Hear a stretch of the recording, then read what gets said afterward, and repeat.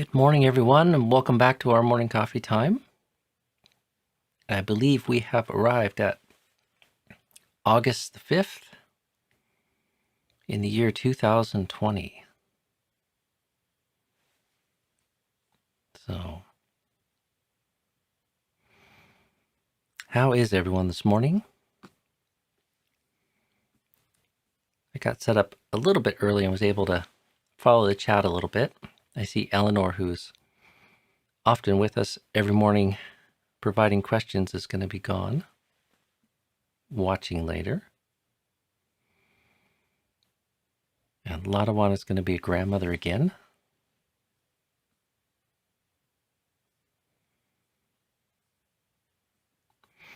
I spent a lot of time yesterday getting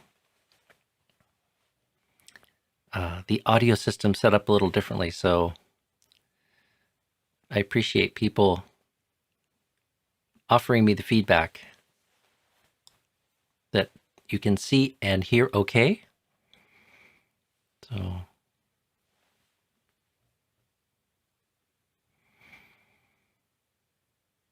I've been considering taking a little bit of a break, and so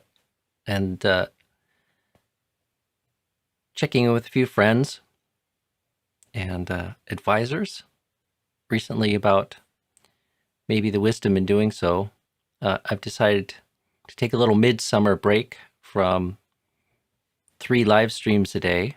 So coming up this Friday, that'll be the last daily coffee time for a little while. For the month of August, let's say. I was thinking to cut back for a little while to give some time just to reflect and regroup and attend to a few other deeds and whatnot. But so what I've decided is I'll do a Monday morning one just so we don't completely forget this opportunity. So this Friday will be the last daily one, and then I'll return on Monday, each Monday for the rest of August. And then September 1st, I'll probably resume doing daily live streams. I'm not exactly sure how many a day, but right now I'm sort of thinking at least Monday through Friday, something like that. So this has been a great experiment, and I think it's produced a lot of benefit for people. It's kind of hard for me to give it up. Hearing from people the value that they give it and how helpful it can be, just as a daily reminder to stay focused on things that matter. So,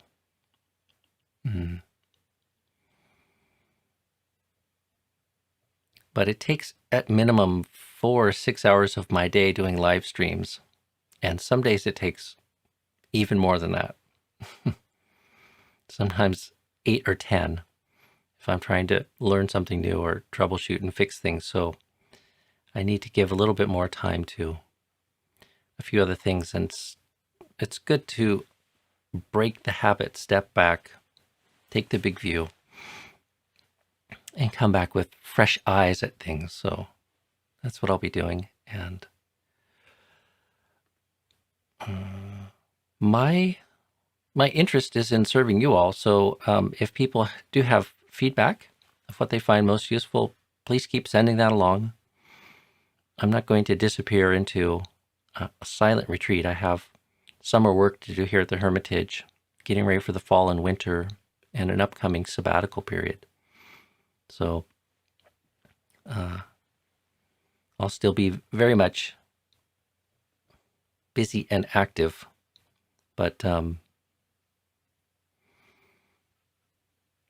also, just to be clear, we'll be taking a break from the daily pujas as well. Not so many people are tuning into those in the evening time. Morning time tends to be a little bit better attended. So the signs are that that's more useful. But just get a little break for the rest of August so that myself and Venerable Rikito can practice meditating alone without cameras and microphones on, and I don't have to keep monitoring the internet connection, and can really kind of go in a bit more and drink of silence and solitude when it is I meditate. I think maybe on the Monday gatherings they could be a little bit longer, and perhaps I'll give you some suggestions for homework, something to keep you focused on. Because consistency and constancy is very important in this practice. It's much more valuable to have a shorter period that you're doing every day or a couple times a day rather than saving up for the weekends, or even worse yet, saving up for some long retreat period. So,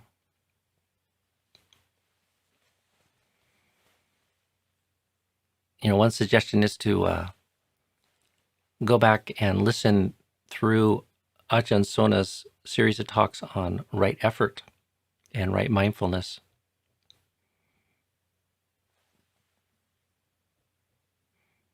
We don't need a lot of new information, really. We do need a lot of encouragement reminders. So,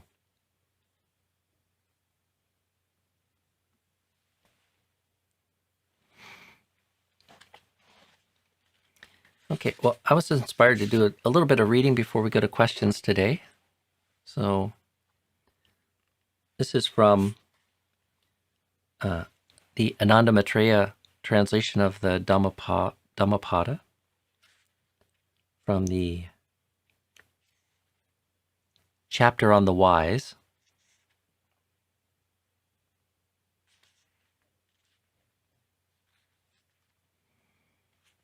I'm tempted to read the whole thing, but I think I'd just read a couple of verses that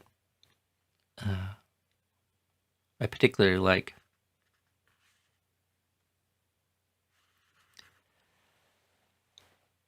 The few cross over to the far shore. The many merely run back and forth fruitlessly along this side of the stream. But only those who follow the carefully taught law can cross to the other shore, beyond the grasp of death, so hard to overcome. Let the wise man shun the cauldron of confusion and proceed on the path of light. Let him leave the comfort of home, forsaking sensual pleasures, freeing himself from all obstacles, delighting in seclusion, not an ordinary man's choice, and devote himself to cleansing the blemishes of the mind. Those who have carefully cultivated their minds in tune with the elements of enlightenment, who without grasping delight in detachment, cleansed of all corruption and therefore shining brightly, send forth brilliant light. I like that last stanza in particular. It has a special meaning for me.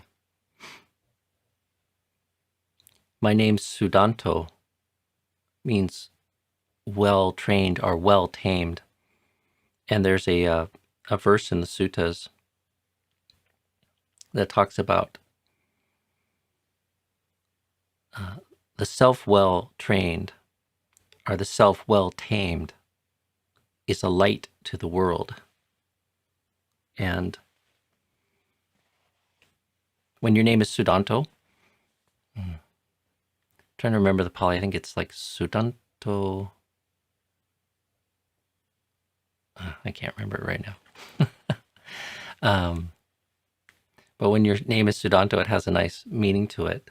But it is the model of Buddhist practice, what I sometimes call inside out. Most people are focused on fixing the world, and the Buddhist model is cleanse one's own mind, tame one's self, train one's self in line with the truth, in line with the Dhamma. And then one is the light to the world.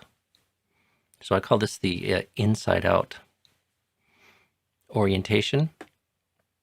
Fix what's here close at home, the thing that you are most responsible for, and the benefits will flow, or in this case, shine forth into the world. So from the Buddha's perspective, that's the proper order. Don't go too far trying to fix the world until you got a sense of the truth of the Dhamma and have cleaned up your own home.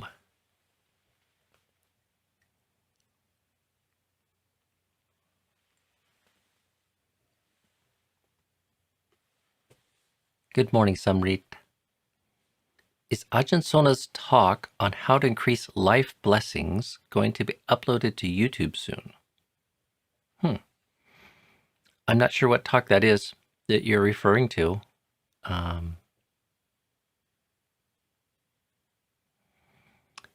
You could always send an email to meditate@birkin.ca. Or actually, I saw Meta here in the chat. So perhaps someone from Birkin, one of the stewards from Birkin who might be here this morning, can put that in the chat for us. But I'm not sure what talk you're referring to. Good morning, Kari.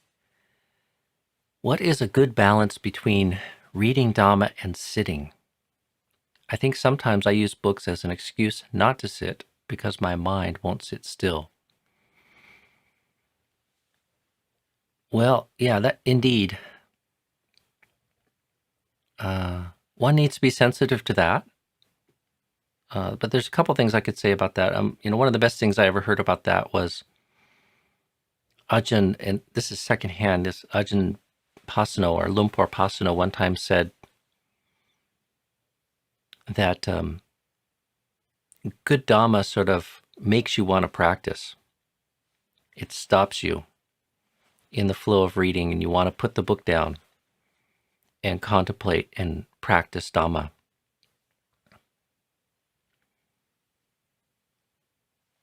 So one, in choosing what it is that you read and also like how it is that you read, there's a skill to sort of reading Dhamma.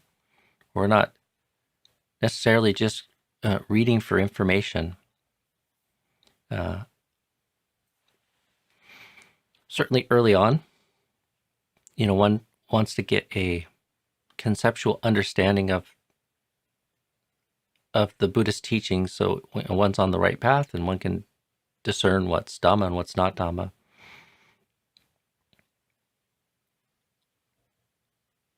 But we really want our reading to sort of, in time, become one of the strategies for putting forth right effort.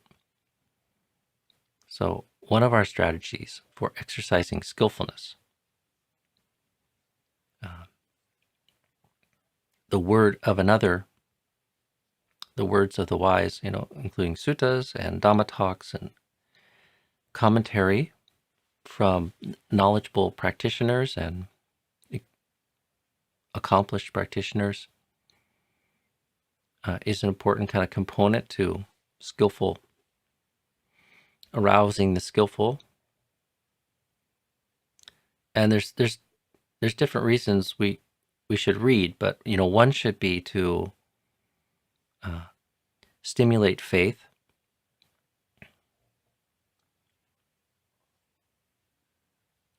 and another would be enhancing sati.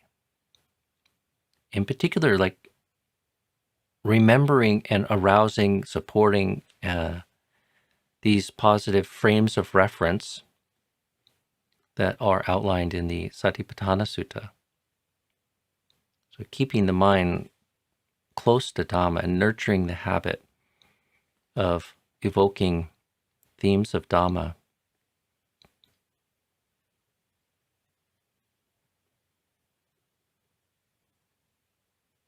And I guess to get that balance right, one needs to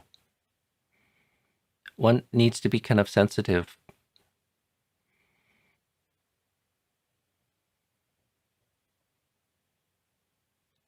and know when one is, I guess, distracting oneself from a higher value way of putting forth right effort. And maybe ask the question, like, why is it that I'm kind of distracting myself with reading and cheating my the time and the effort that I think I should be putting into meditation?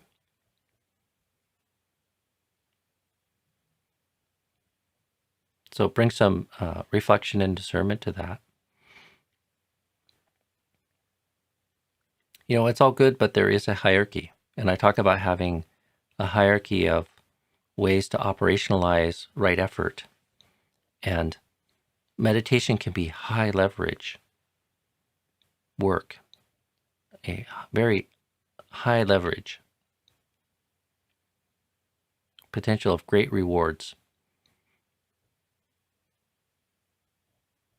But not if the conditions are not there. And we don't want to be merely wasting our time. So there is a kind of time and place for everything. I think in general, in theory of practice, try to incline to practice more and reading less, because the tendency is to learn about Dhamma rather than learning Dhamma. And in the end,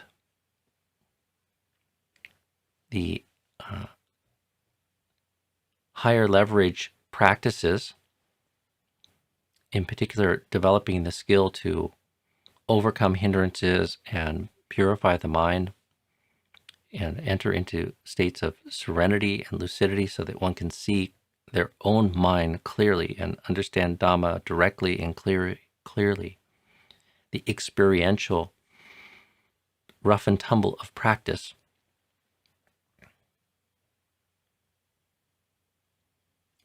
We need to prioritize that. Learning about Dhamma will only do so much good. So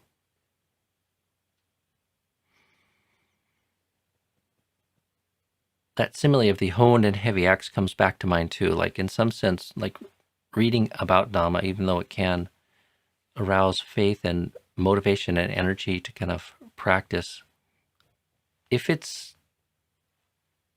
we're doing it because it's more convenient or easier, or because there's some undeveloped condition or obstacle that's preventing us from putting more effort into Dhamma practice, like remember the simile of the honed and heavy axe. And the weight comes from the serenity. The edge, the cutting power, comes from wisdom. And I wouldn't go so far as to say that reading can't be developing both aspects of that, because when conditions are suitable and one is reading, and one can have the experience where you're reading and profound state of serenity comes together, similar to like the accounts in the suttas where the Buddha is giving a teaching and people are enlightened.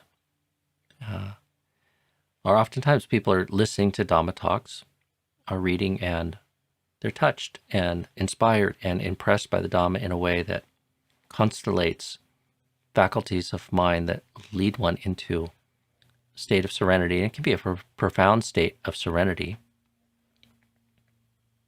So I don't want to make too much of a binary of this, but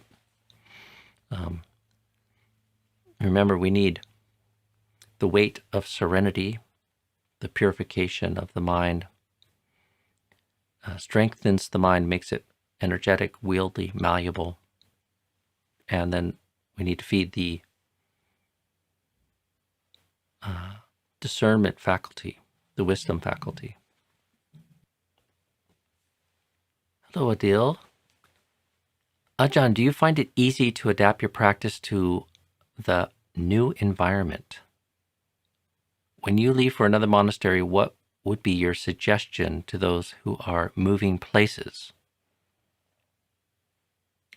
Well, I would say it's a bit of both. I mean, one tends to develop good and bad habits, um, and every environment has pluses and minuses, benefits and defilements or obstacles embedded in it. For one, part of the value of being homeless and taking up the homeless form that the Buddha designed for his monastic community is that you can easily kind of move into new environments and seek beneficial environments and conditions, but also it provides a refresh and a reset and fresh challenges to move and sort of change environments. I don't know if I find it easy to practice in a new environment. I mean, there is some cost to sort of moving, but there's also some benefit, which is it arouses a little more heedfulness and it kind of sharpens the mind. You move into a new environment. It's like, okay, I got to be figuring out how to be here and figuring out how to adapt to this, to look after myself and cultivate my practice. So, and our even staying in the monastery, we take periods of time out for retreat on a regular basis. We have things going on seasonally. In the bigger monasteries, we take up various roles and responsibilities or offices and then pass those on at various points to kind of to not get complacent or kind of stuck in some role or identity.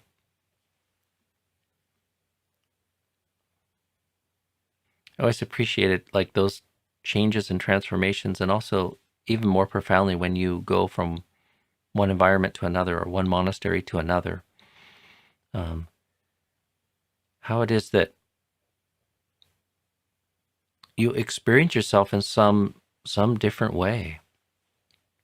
It's like this thing in relationship where you have certain habits of being and even of conceiving of yourself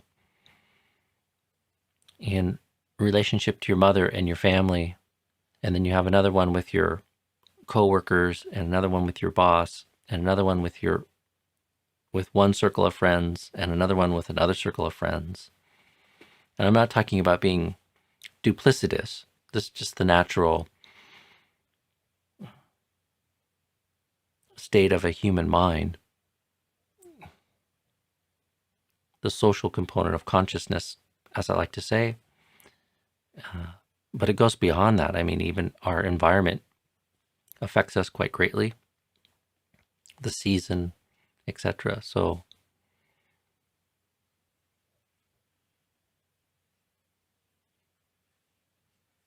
addressing the last question you have there, what would be your suggestion to those who are moving places? Be heedful and pay close attention, because when you move place, there is a fresh opportunity to be someone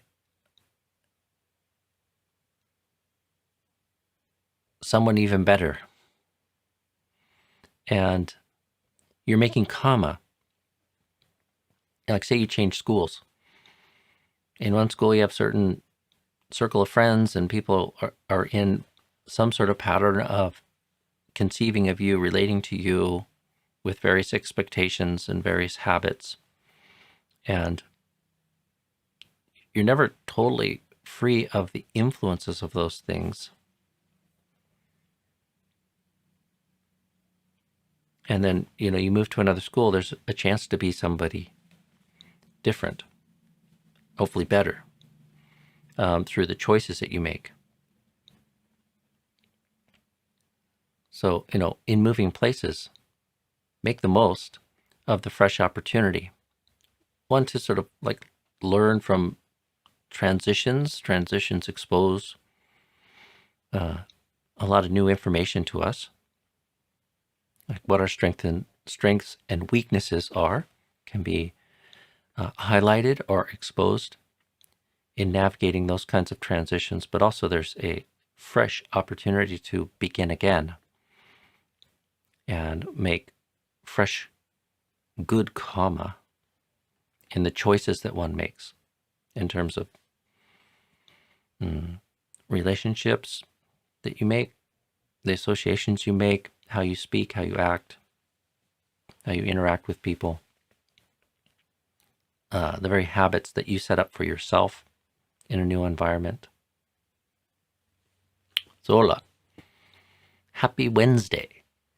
Could one of these days have a why is this going well in my practice as opposed to problems Q&A? Indeed. A celebration and appreciation of what is right. We could make that every day. Maybe your role is to encourage us in that way. But I'm open to that for every day. I have a 3-part question from Nadine here. You often refer to avijja as avijja tanha, which is a very helpful reminder that although the Buddha uses tanha in the Four Noble Truths, the root cause of suffering is a faulty underlying map, wrong view, that initiates the causes which lead to tanha, which then continues on to suffering. Referring to dependent origination in your parentheses there. My question, does one see the compound avijja tanha in the suttas? How and why did you begin referring to it that way? So yeah, Nadine, one does see the compound avijja tanha in the suttas. Comes up, I think, quite frequently. You do also see tanha. So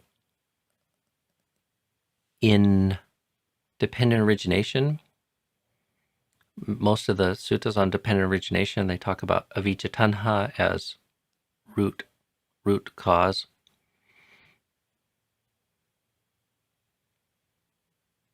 But there are many other suttas that talk about the compound avijja tanha. And then there's many suttas that just use the word sort of tanha.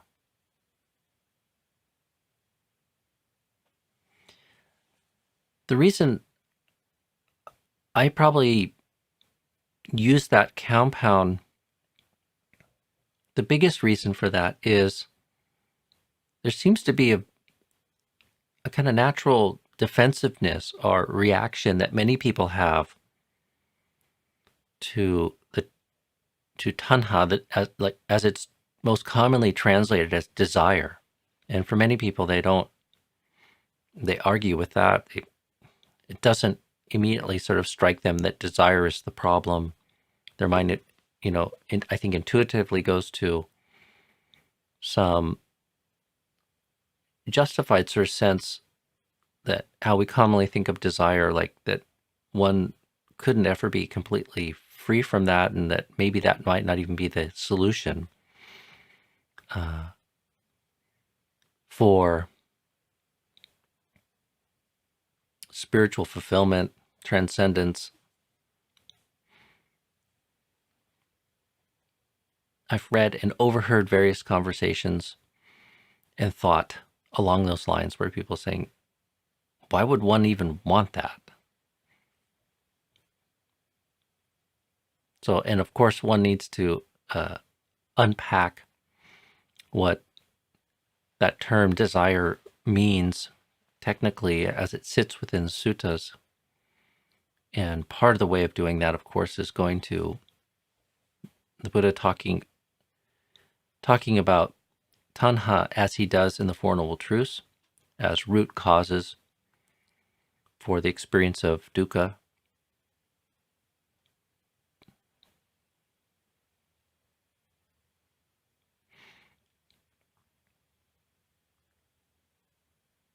Sometimes people talk about good and bad desire.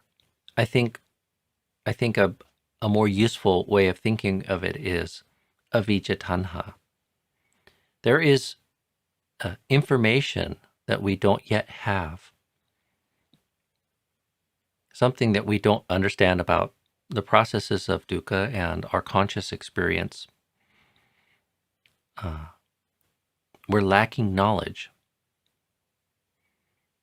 around the dynamics of how it is that we relate to tanha.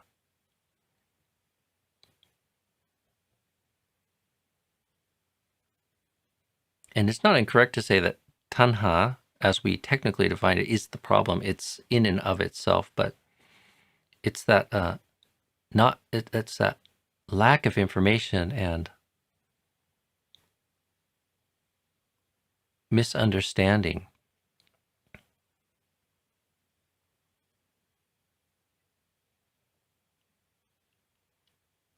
of how our knowledge, apprehension, and relationship to the dynamics of tanha relate to the experience of dukkha. When in life we go through multiple transitions, especially when you have no choice, it takes a toll on oneself emotionally. How to deal with this?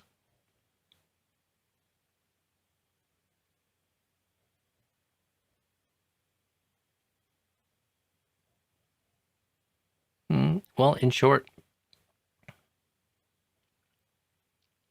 let go and strive on, cultivating the good. So, resolve whatever stress or negativity or suffering, comes out of the transitions, and just continue on sort of cultivating goodness.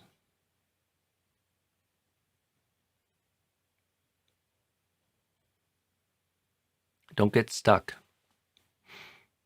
thinking it should have been anything other than it was. It was what it was. Time to move on. Good morning, Dave. In upholding the first precept, is it correct or misguided to adopt a diet which does not depend on animal life? I've not heard monastics discuss this concept much. Thanks. It seems this is a really politically charged question for some people. But it's pretty clear if you study the Pali Canon and the Theravada teachings that eating animal products is not a blemish or even a transgression of the first precept. The question comes up concretely and specifically in a couple places in the suttas, even more so in the monastics, in the Vinaya or the discipline section of the Pali Canon for the monastics. So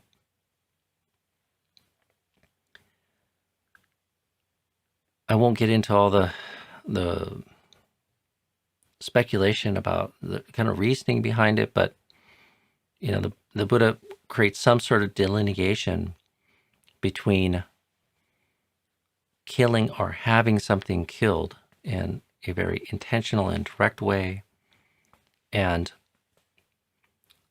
say eating animal products or eating meat or buying meat. Of course, there's a rich history, especially as Buddhism moved into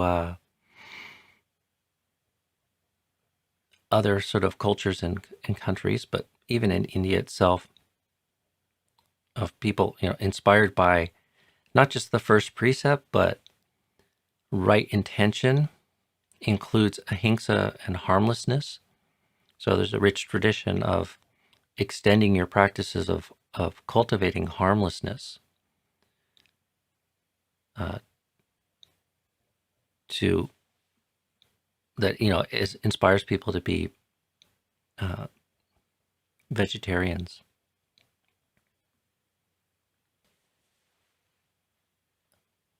In trying to live quite simply, it can at times get difficult inside. Depends on using something like music versus only Dhamma to uplift oneself.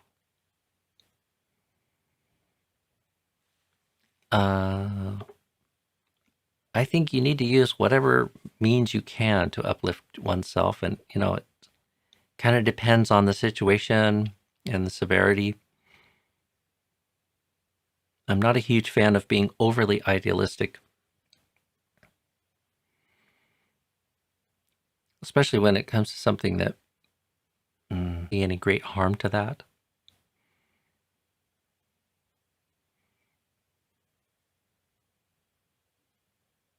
It's nice to get to a place eventually someday where one doesn't necessarily need something like that. Like we want to be moving to learning the skills of looking after our mind and hearts in a way that becomes eventually more and more unconditional. We don't need to rely on,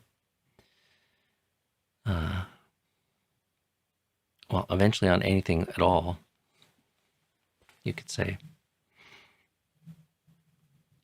But one needs to practically develop that, and you don't want to be over idealistic.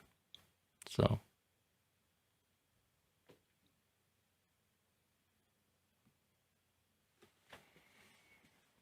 does avijja mean holding to ignorance? I don't know that I would interpret it that way, Sumana. They're more like evil twins. They're like two codependent phenomena or conditions that are reinforcing each other in a synergistic way.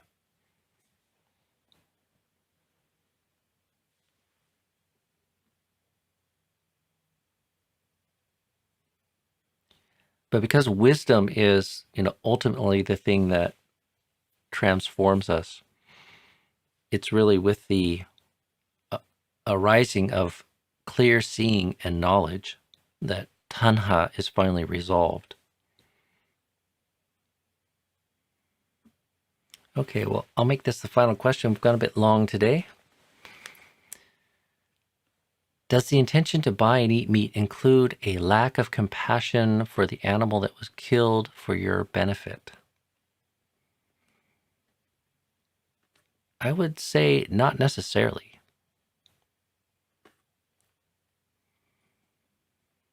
It could be. That could be the case. And and I've read accounts of many human societies that had various ways of, I think, trying to counter that level of casualness or callousness towards the need to feed themselves and their reliance on animals and animal products. So, but it kind of depends on the person. So,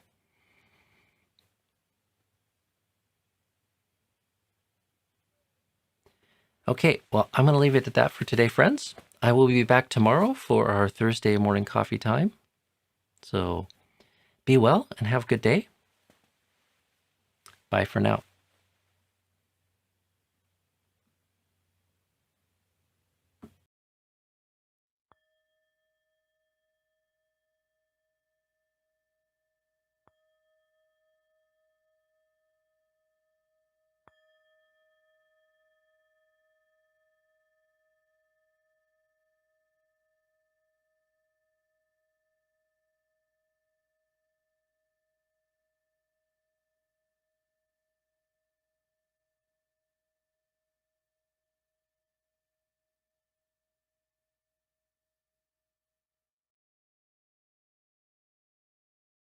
Good morning, everyone. Welcome back to our morning coffee time for Tuesday. How is everyone?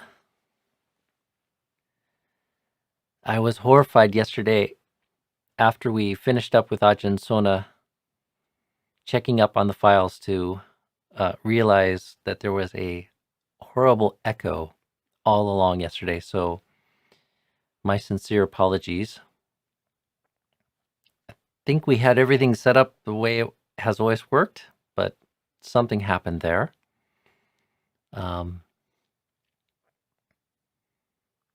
Several people said they didn't mind, but there is some clean audio if people do want to re-listen to that. I don't think we're going to take the time to go back and splice it in and match it all up, but I'll be posting in the description for people to come and look at it later. This link here goes to that particular piece of audio on Ajahns podcast feed, which you can get on Apple iTunes or Anchor Audio or your favorite podcasting app. So people are looking for that. That's not an active link. You can't click on that. But if you want to write down that short link, bit.ly 39UV5KB. So that has the clean audio. Oh, and interesting enough, I see lots of reports from people that you didn't hear an echo yesterday. So that's very strange. I didn't hear an echo yesterday. Ajahn didn't hear an echo yesterday, but the video that is up on YouTube has a bit of a strange echo to it for reasons that are not yet determined. So, well, that makes me happy if, at least for the live participants, it sounded good. So, my question is about the recollection of the Devas practice. I have read how the suttas describe it. Can you please offer advice on how a layperson should practice? For instance, I'm not clear on the point of faith conviction. Is it faith and conviction in the higher levels, or is it in myself and my ability to reach those places? So, and that is a question from Richard in Florida. So, Richard, I don't really have much experience and have never really looked into the details of recollection of the devas. So, if you've kind of turned to the suttas and maybe even looked a little bit at the commentarial expansion on how one might practice that, I don't know that I can offer a whole lot.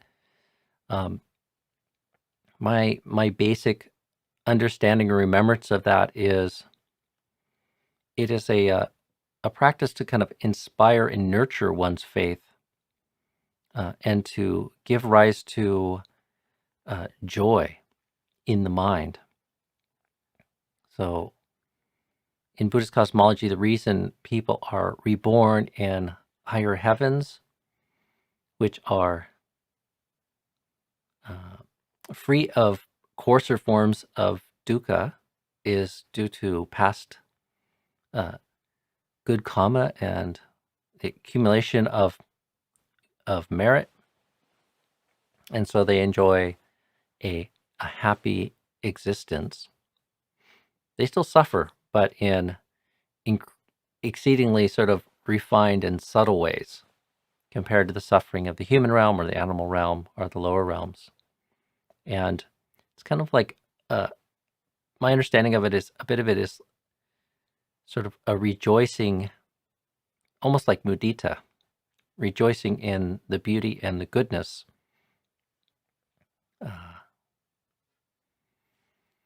And it helps uplift the heart and can be a cause for overcoming the hindrances and the arousing of piti and sukha and a kind of joy.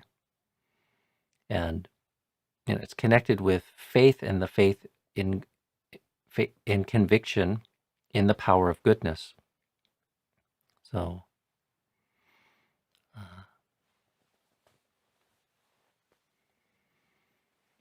and your question was sort of, is this supposed to be a practice about cultivating your ability to attain those realms? Not necessarily, from my understanding. You can take that up as a practice merely as a way to put forth right effort and overcome the hindrances and develop happiness and joy. And all the meditations have unique side effects, akin to, I guess, various drugs, which is a bit of a negative analogy. So, there are many different painkillers you can take if you have a headache, and they all have some sort of benefit, but they also have some sort of side effect. And I think the various forms of meditation are like that as well. So they all are ways that we can operationalize right effort and purify the mind from the afflictions of the hindrances and negative emotions. But the root, the technique that one uses to get there might have some slightly unique side effects, even though it's taking the mind to the same place. So, and that becomes even more true when we start talking about meditation that successfully kind of culminates in the serene states of the jhanas. So, hope that helps.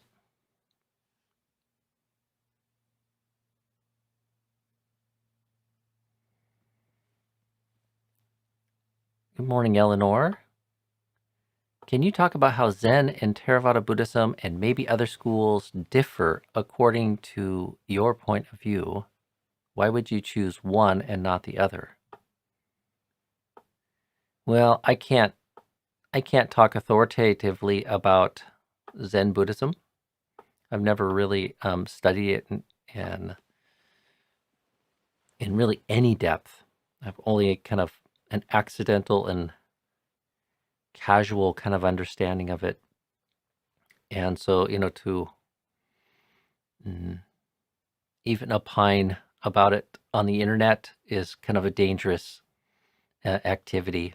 I'm bound to offend somebody who knows more than I have or is more invested in their relationship to Zen Buddhism. So, the most basic thing that I could say about it is I think all Buddhist scholars recognize Theravada Buddhism to be early Buddhism, a much earlier strata of Buddhist thought and practice, with a much stronger connection to the Indian subcontinent, South Asia. And Zen is a much later school or set of schools of Buddhism that primarily comes out of China, East Asia. So why choose one and not the other? This largely has it. I mean, there's an element of chance. There's an element of what it is that one is drawn to. When I was first exposed to any notion of Buddhism or Buddhist teachings, there was very little written about Theravada Buddhism in America. I had heard about Zen Buddhism probably first, and that was maybe largely due to the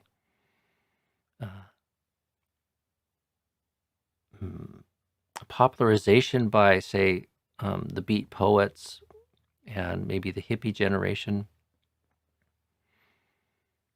And whatever that ended up in popular culture, some of those ripples and currents kind of were still there when I was a teenager and in my early 20s. And I loved Zen art and the Zen aesthetic, but, the few writings that I came across, or even people talking about Zen teachings and practice, didn't appeal to me or make much sense to me. So, but I didn't look into it very deeply. Um, and I came across a little bit of Tibetan Buddhism. Picked up a copy of the Tibetan Book of the Living and Dead, or Tibetan Book of Dying. I can't remember the title.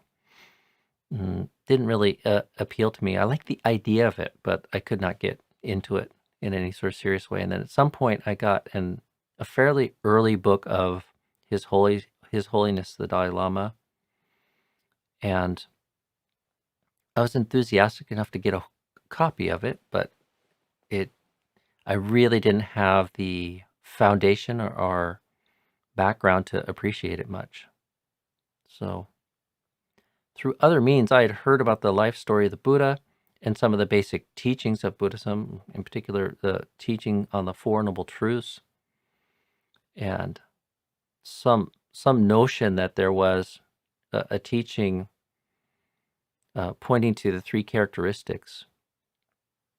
But I didn't know that there was a school grounded in the Pali Canon and more centrally focused on those core teachings until I spent some time traveling in India and Asia. So some of it's your karma and your personality, I would say. And when I discovered Theravadan Buddhist and Theravadan literature, it immediately sort of appealed to me. It seemed very humanistic and practical and sensible, and I was at a stage in my life and my interest in spiritual practice that I found it quite appealing. So, and then there's an element of chance, just meeting the right people, being in the right place at the right time. I was able to find out about places where I could learn more and study and practice that. So, and it satisfied my curiosity about Buddhism and Buddhist practice, and never really ever got too serious about studying other schools even.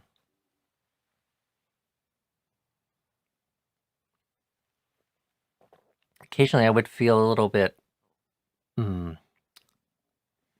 guilty, or maybe like I was being lazy or lax because I hadn't really spent much time reading about other traditions. But as I get older, it doesn't bother me that much. I don't have to be an expert on everything. And perhaps I just don't have much kama or comic inclination to those. They interest me on some level, but more so like when I meet sincere practitioners of those schools and traditions, and we can talk about what it is that we enjoy about the life and practice of those various traditions. Good morning, Stan. Ajahn Sona did not mention Bhante Ji's book Beyond Mindfulness in plain English. Is that book useful when following Ajahn Sona's approach to jhana or misleading?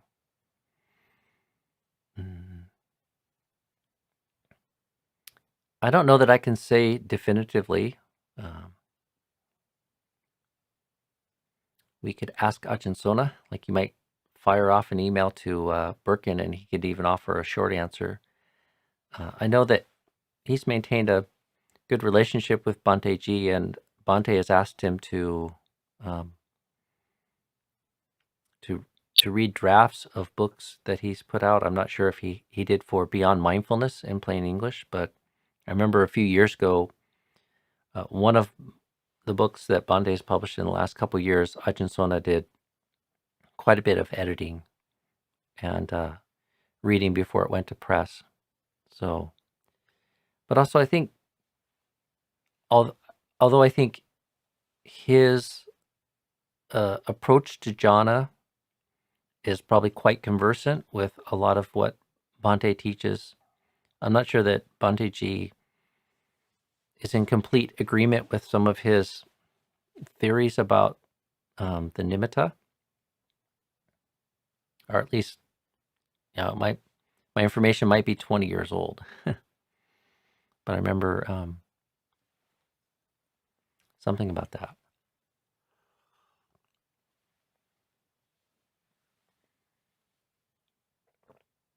Yesterday, somebody asked Ajahn, "What more should we read?" And Ajahn was a little reluctant to recommend a lot more reading. The more important thing is in the doing. And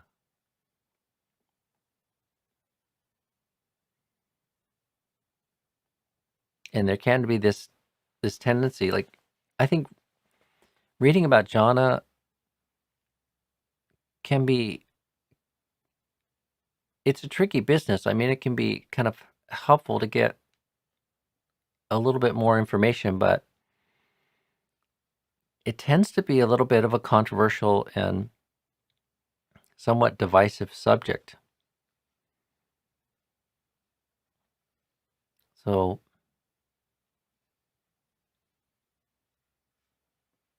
and I think maybe the best, once you understand the basics, and, like, especially if you ground yourself in the teachings are there in the suttas, if you have faith that that is the canonical sort of source of information for it, in particular the similes and the models of overcoming the hindrances and establishing the jhana factors, then I really think it's a question of doing it, putting it into practice, cultivating the conditions, and in particular, like, the faith, I think, is a critical component. Faith that this is a worthy endeavor, and faith that you can. And I really think the thing that is holding most people back is their faith in themselves, and their ability to cultivate those states is not yet mature. And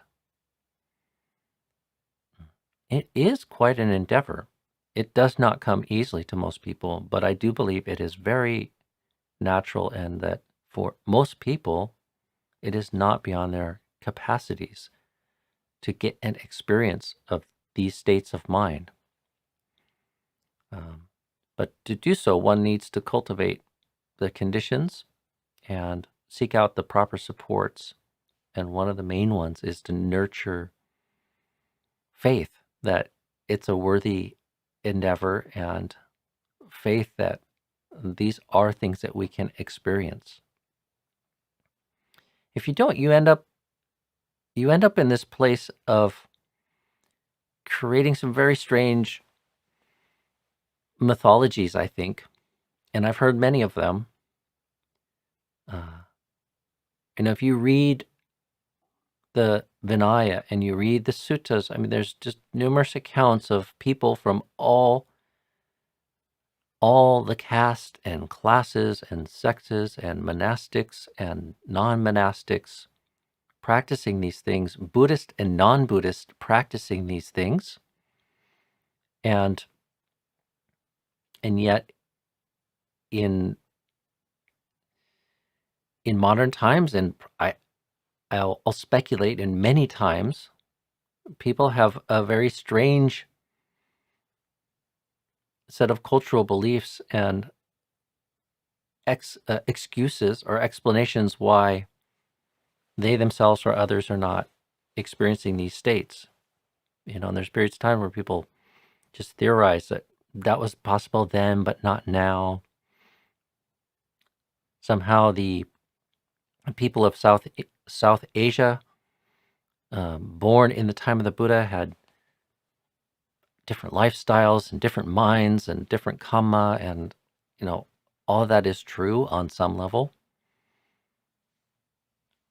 but I don't think that's I think it's a bit of a twisted excuse, to put it bluntly. uh, and and even to sort of blame modernism and the complexity of modern life, I think, is also just a bit of an excuse.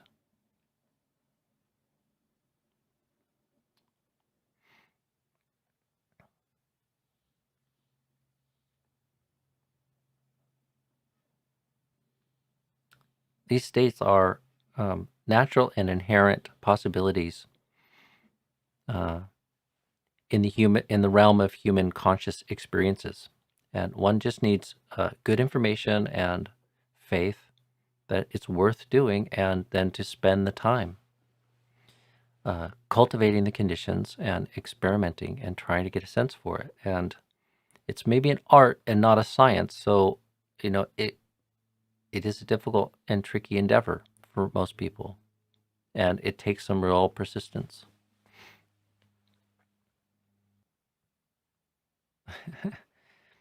Gustavo, Bante, the channel has reached a little more than 2,000 subscriptions. Congratulations. uh, well, we're not really after the numbers. I think I'd quite prefer for this to be our own little quiet secret on YouTube, but it is nice to share it with people that appreciate it. Oh, I see Ajahn Sona has joined us. I stayed safe in recommending my own teachings. Other books may indeed be good, but I don't have time to review everything in detail. Okay.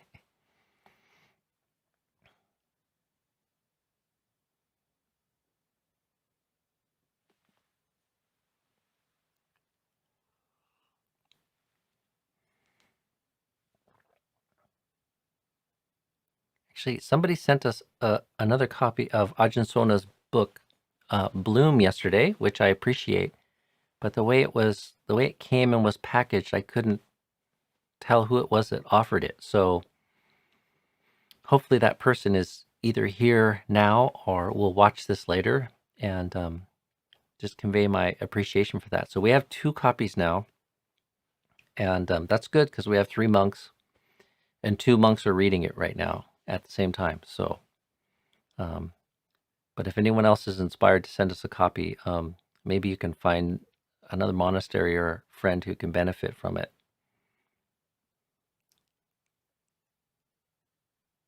Eleanor, this is the strangest question I've probably ever been asked as a monk. My housekeeper's feet smell awful. What would you do? What is the right thing to do? Can I tell her?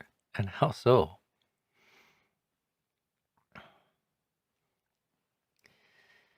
Well, there is some general advice that the Buddha gives on offering sort of feedback or admonishment, as we say sometimes.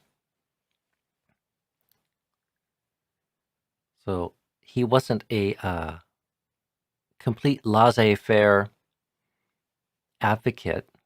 We do affect each other, and in relationship and in families and communities. How we behave does make a difference. So if you can, if you're speaking to that which is true, beneficial, useful, you deem that she would be receptive to an inquiry or pointing out, then you might find the appropriate time and situation to bring the subject up.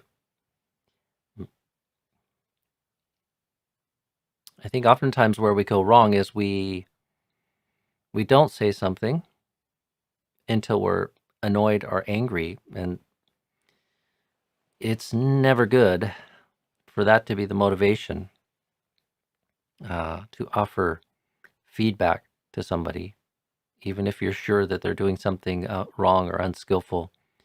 You really should hone in on what is true and be kind of speaking for their benefit, and be really honest with yourself that it is for their benefit, because sometimes we posit that it's for their benefit as a mask uh, for our own annoyance, frustration. I mean, there could be some sort of reason. She could not be aware of it. She could have some health condition. She could be lacking some information about what else she could do so they don't smell. So, and it's an important skill um, to learn how to navigate those interactions in relationship. I think if you ground yourself, though, in good intentions and loving kindness, and then use a little bit of wisdom as to time and place and whether or not it will be well received, then you can learn that.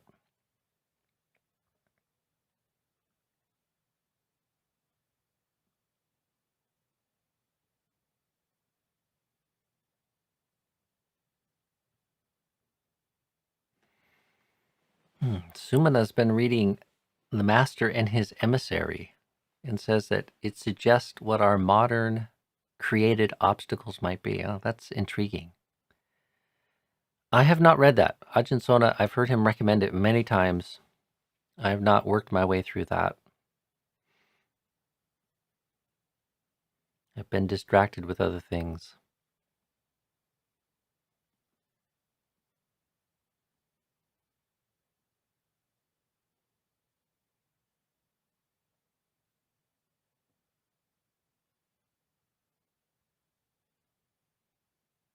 And Sumana, maybe it was you who sent it, because it was from Amazon that it came. So, but I didn't see a note in it. Okay, thanks, Sumana. That's nice to know. And I'm looking forward to Gil Fronsdale's Dhammapada. I've wanted to read that for a while. So, and if we have 3 copies of Bloom, then that means I have one to share with friends. So maybe I'll pass that around.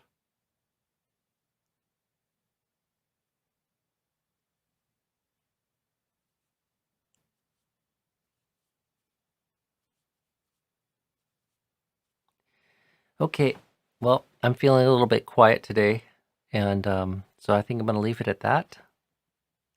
So thank you all for joining me today, and I'll be back tomorrow morning for our Wednesday morning coffee time. So be well, friends, and we'll see you tomorrow morning. Bye for now.